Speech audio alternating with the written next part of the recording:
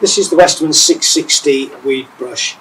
This is how it's delivered. The first thing to do is to set the handles to the correct height.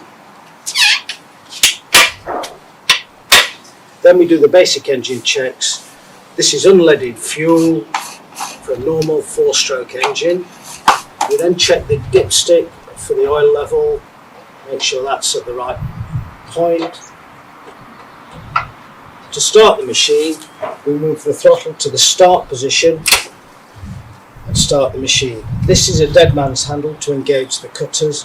When the machine has started, before you engage the cutters, it's best to tilt the machine backwards so the cutters are rotating free from the ground. There are 12 rope cutters underneath, and also there's a side flap that you can lift up to get close to the wall edges or curb edges. As the brushes wear, adjust the height of the rear axle with this adjustment here. This ensures that the brushes wear evenly and that the head remains parallel to the ground. Also change the brushes when there is 20mm remaining.